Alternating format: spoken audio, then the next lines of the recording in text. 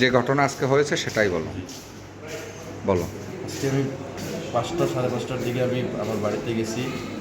So আমার ফুপ্পির সাথে কথা বলতেছিল আব্বু ফোনে। তো ফুপ্পি আমার সাথে সাথে বলছে যে ওরে গর্তে নামাইলে ওরে পিঠা মারধর কর, ওরে মারধর কর। তো বোনের কথায় আমার বাবা আমারে কোপাইছে দাদি মানে বটি নিয়ে। এর ফলে আমার এই হাতে পুরো মাথায় কোপ লাগছে। মানে আমার ফুপ্পিদের কথায় আসলে আজকে আমার মারধর করেছে। আমার কাকি আছে, কাকিরও কোপাইছে।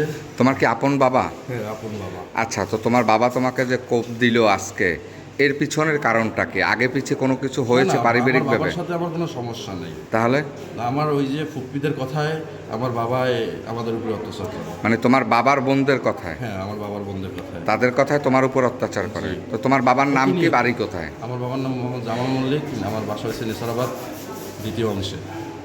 নেসারাবাদ। সে কি করে পেশায়? সে ঘুরে ফিরে কাজবাজ করে না। তাহলে সংসার চলে কিভাবে? এই যে আমার কাকায় সংসারে টাকা দেয়, সেই কাকায় খাওয়ায় আমার বাবা। কাকায় কি করে? আমার কাকায় বাইরেতে, কোন দেশে? সৌদিতে। কাকায় যে টাকা দেয় সেটা দিয়েই খায়? হ্যাঁ, সেটা দিয়েই চলে কাকায়। এছাড়া কিছু করে না? সারাদিন বাসায় তো তোমার ঘুমায়, মাথায় কয়টা কোপ দিয়েছে? মাথায় 2টা পড়ছে। কয়টা সেলাই লেগেছে?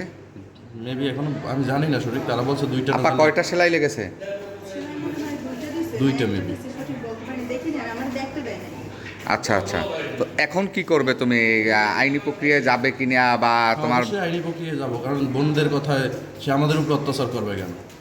সে আমার বাবা, ঠিক আছে, যে আমার অন্যায় হলে সেটা ডাক লইতে পারে বা একটা সমাধান বিষয় আছে, কিন্তু আমার ফুপ্পিদের কথায় তো আমাদের উপরে নির্যাতন করতে পারে না। আমার ফুপ্পির কথা আমার উপরে এই কি প্রথম তোমার বাবা তোমাদের উপর না, আরো- হামলা করেছে, না এর আগেও? আরো অনেকবার, কিন্তু এবারে অনেক বেশি। এবারে বডি নিয়ে কোভাইছে, প্লাস এবারে একটু অত বেশি। আর আর পায়ে কোথায় ফ্র্যাকচার হয়েছে? পায়ে এই যে আটটি আপনার এই যে বাড়ি মারছে, এখানে বাড়ি দিছে? এখানে মানে ভিতরে সমস্যা। ডাক্তার কি দিছে? টিকিটটা কোথায়? সিটি স্ক্যান, টিকিটটা একটু দেন তো। সিটি স্ক্যান করতে হবে।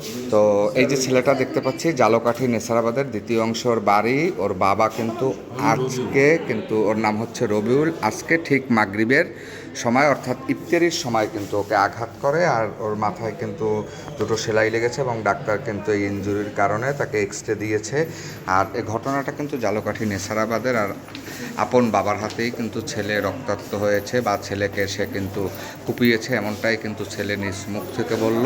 তো আসলে কেন এবং কী জন্য পারিবারিক কলহের জের ধরে, না অন্য কোনো প্রসঙ্গ রয়েছে এ সম্পর্কে এখন পর্যন্ত জানা নেই। তবে তার কাছ থেকে যতদূর জেনেছি যে ওর বাবার যে বোন, ওর যে ফুপু রয়েছে, সেই ফুপিদের কথাই কিন্তু ওর বাবা ওর উপর আঘাত করেছে।